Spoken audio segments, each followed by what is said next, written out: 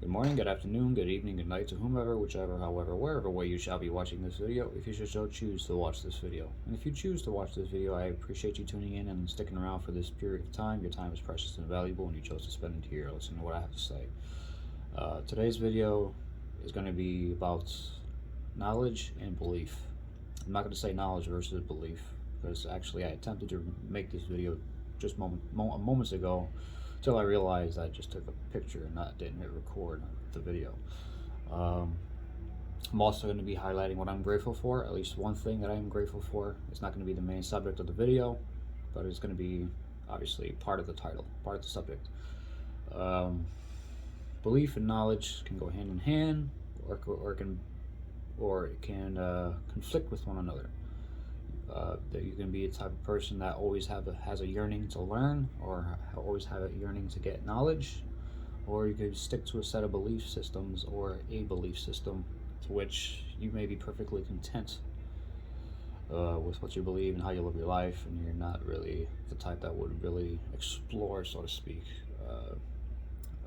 let's say different cultures or different spiritual philosophies or what have you. Belief and knowledge can conflict with one another, or there can be a balance if you know how to balance it. For me personally, I've always had a quest for knowledge, but I'm kind of struggle with belief, at least on certain types of belief systems. I do have a belief system of sorts. I do believe that there is a God, but that's neither here nor there. It's always been a part of me. It's always something that gives me comfort and hope, and I wouldn't trade it in any other way. Whatever belief system that you have that gives you comfort and strength in some tough, difficult time, that is precious to you. And I like to think that, at least this is my opinion, and that's a way of God giving you comfort. But that, again, that's me.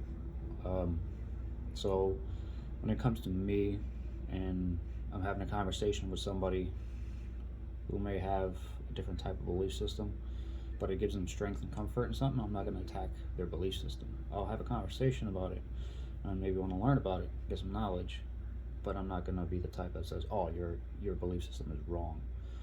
I mean, again, it's very much a fluid type of thing. Belief system is critically important, regardless if it's religious in nature, spiritual, and what have you. Now, if you spent your entire life yearning for knowledge, to understand things, how this universe works, how people, how people are, or how people get along, or trying to understand culture, or trying to understand a bunch of different things, there may be a point in time where if knowledge is all that really drives you to try to gain knowledge, there could be a point in time where you just find yourself conflicted. Unless you find yourself content with what you know. If you believe there's an inherent good in this universe, but you still yearn for knowledge, I would say that belief is more important than that knowledge, because it grounds you. It sets a foundation for you to go by, to how to live your life, and then what you do thereafter, and how you gain that knowledge or how you use that knowledge, is pretty much, you can say it's partly determined by your belief system as well.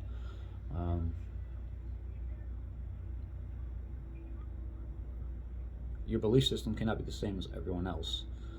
Obviously, people have different beliefs, albeit being religious, spiritual, philosophical, what have you, science-based. But there can be common ground, there can be relatability, in which it's all about approach as well, and how you approach the conversation. If you come from a neutral kind of standpoint and you just want to observe, or trying to listen to what they have to say, just try to understand their point, and then maybe work it to your beliefs and your understanding without attacking it, or learning to not let your emotions to dictate your response to their said belief system, there could be a mutual understanding and a mutual foundation set for between you two, and that's where it can lead to relationships that you may never even thought you could be capable of having with others. You can have all types of relationships, obviously. I like to think there is a cost, a ramification when you prioritize one over the other, just as there can be a benefit. Now, what is it? So, what is it that you value more that is worth the consequences of the ramifications in dealing with versus the benefit? Does the benefit outweigh the cost? And are you content with accepting the ramifications of that? There could be a chance where the ramifications are worse, or may seemingly seem worse, or seem worse initially, unless you spend time to try to work around it, or it can just be completely not beneficial whatsoever, meaning it causes you more harm or stress or distress than it does trying to give you comfort or strength or understanding of things. I think you can maintain a balance of both, and it probably sometimes isn't easy to maintain, because if you're the type that's constantly exploring and wanting to learn, it's you'll come across viewpoints if you're not well equipped, if you're not equipped enough to handle the conflict or the differences in how it conflicts with you, especially emotionally. It can certainly leave an impression on you, although you may, if you're not equipped, again, if you're not prepared for it, it can subconsciously affect you, meaning it can potentially cause an internal conflict without you fully understanding it or fully being aware of it. You may feel inclinations initially, and then you may brush it off, and in that brushing off is kind of like denial of some sort, so you're just like, whatever. But at the same time, you got to understand that if you feel that there is a conflict, aka the key word here, if you feel, that's where you need to address the issue or the reasoning for why you feel that way. Why does it feel that way? Meaning, obviously, something is conflicting more deeply than it should, or affects you in a way that is kind of go against, say, your core principles and your beliefs. So I like to believe that everybody should designate some personal time to kind of detoxify or meditate and just spend some alone time trying to understand yourself, understand your emotions, how you feel in that moment when you go to start, so say, some meditative practice or whatever that may be, whatever it is that helps you relax and unwind and just unknot anything that's going on with you, so that you can understand it, or observe it, understand it, and then go forward from there and see what you can do to tackle it. Now, for some of you, if you're just tuning in, you're not sure what I mean by any of this, you can say that this type of topic is more, you can say it's close to philosophical in nature.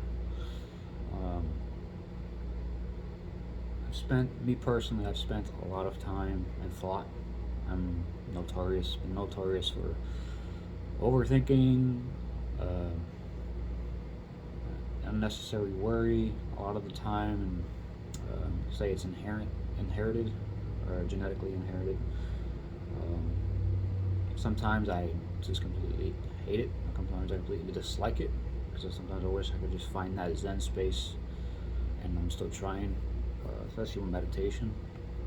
But with anything, it's consistency as well. So if you want to change something, you need to be consistent in that effort into changing that. But without distracting or diverting from the subject at hand, if you're solely belief-based, even if it means to say you believe in the scientific method or you believe in scientific fact more than you do religious, well, that's your belief system. Or if you don't believe in God, you're an atheist, that's your belief system. If you believe in God, that's your belief system. I don't know. It's very fluid. It's individualistic to you. Just don't judge others because of their beliefs. If they talk about their beliefs, just listen, or probably not the best advice, maybe just tune it out. But if you truly want to understand, especially if you're in that path for knowledge, um, listen intently, but don't let it affect you personally. So just listen like you're listening to the sound of nature, like birds. You're focusing specifically on something, and say it's your conversation you're having with you. But if you're going to be listening to somebody, try to learn to focus and concentrate your attention on them solely, because it's in this society nowadays, especially, it's easy to get distracted. It's easy to find your mind wandering off into different directions, even if it's a conversation with somebody else, a friend, even, because we have so many different types of stimulation in our lives versus how it was, say, not even 70 years ago. When you look at the dynamic of relationships to, let's say, a common family household, or went to your next door neighbor or your co-workers, versus how it was 70 plus years ago, the intimacy and the relationships were much closer, meaning your social circle was much smaller because you didn't have the benefit, or you didn't have the benefit and the availability of the internet, which you have information at your fingertips.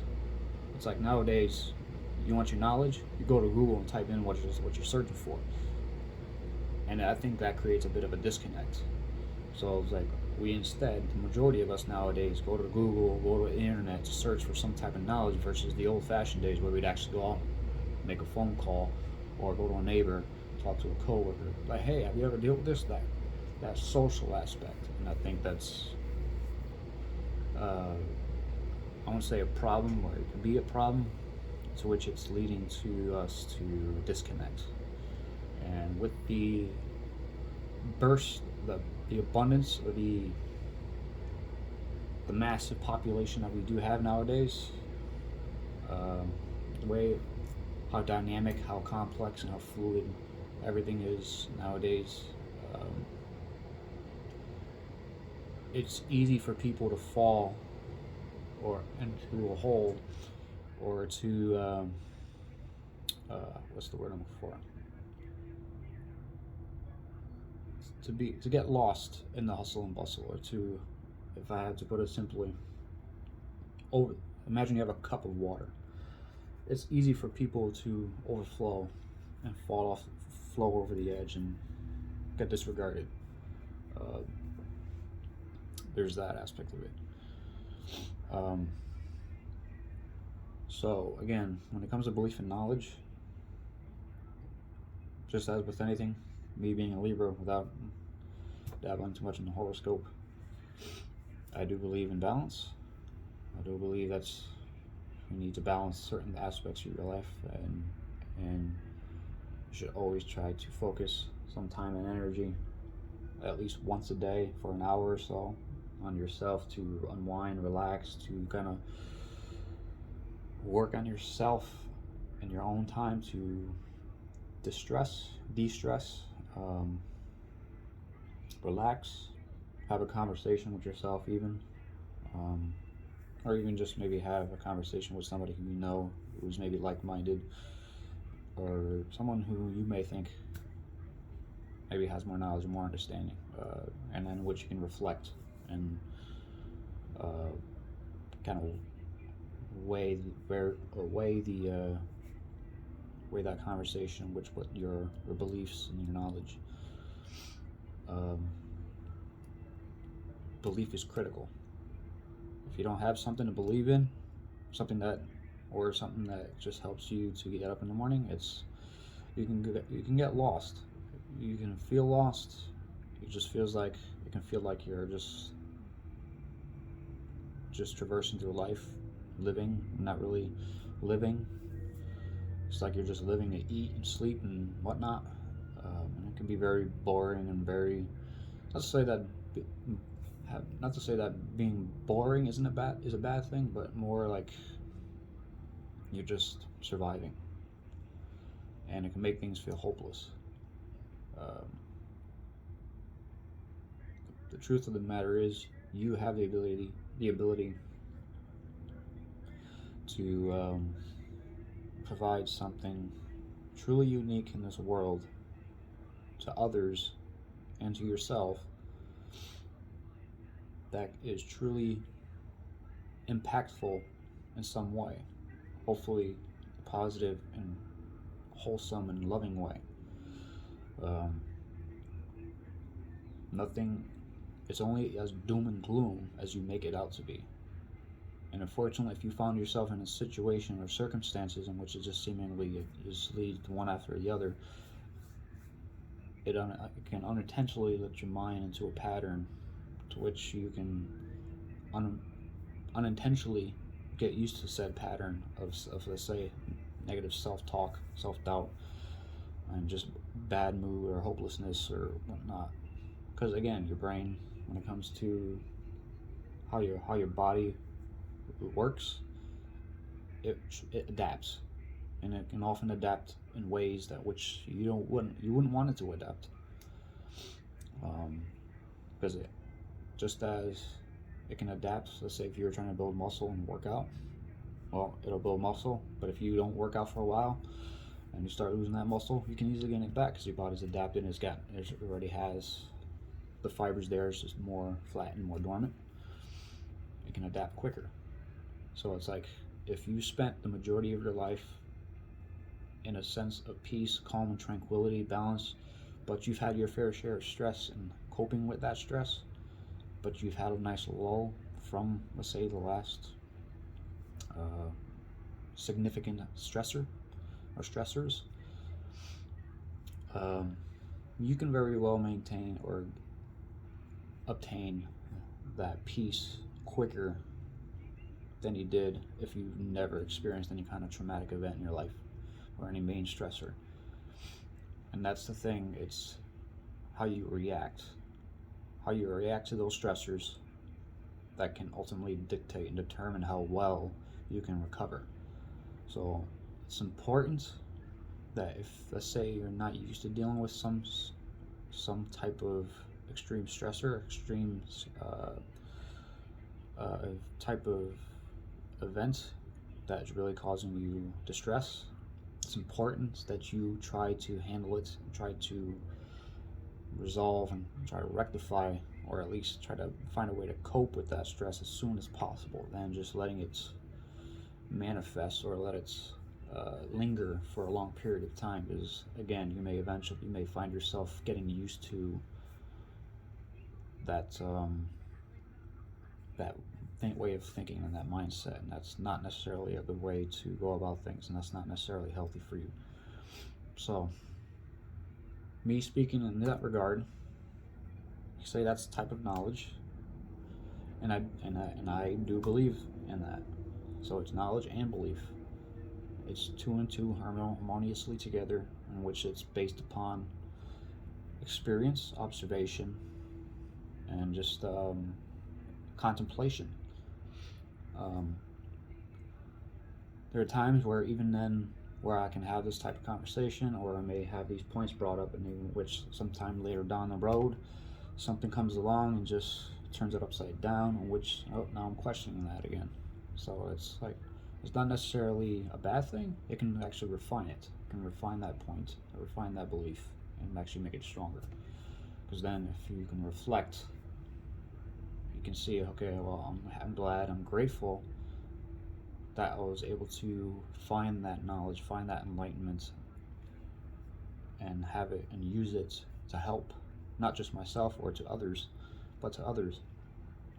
And that I'm grateful that this new thing, this new event came along and actually helped to make it stronger, despite maybe it making you question or doubt that belief in general, until you can find how it can resonate, how it can connect with it, how it's relatable still. Or again, it could just be one of those things where you have to completely put aside whatever it is that you believe, and then kind of reconstruct from there on. But usually, if you set a strong core belief system in yourself, and you feel like it comes to a time where you have to put that aside, it can be very shaky for you. It can be very scary. It can be stressful, because let's say it's something they believed in your entire life and it was a pillar for you. It provided you comfort and strength. So, and depending on how well you typically handle stress, it can be extremely harmful, detrimental to you, or you can still bounce back from it.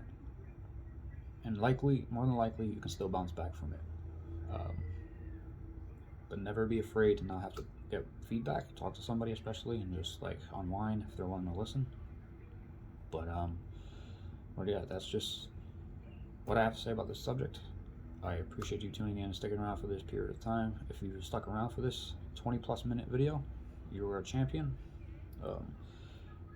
Lastly, I will say again, I am grateful that I have this platform.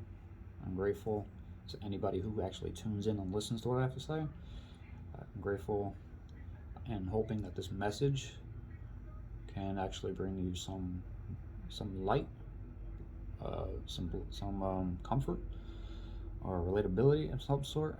If it helps you, then great. I think this video did its point and try to help ultimately. I'm grateful for you again for tuning in.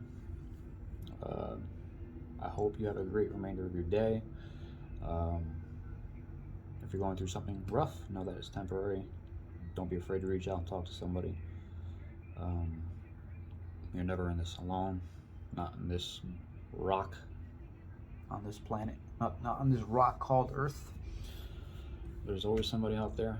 And I think the beauty in having so many people in this world is the fact that you have so many different brains to pick, so many different people who's been through all types of different experiences. So I would say there's a 99.9% chance that there's somebody out there going through the same thing that you're going through, albeit even worse or maybe slightly less, but you're never alone.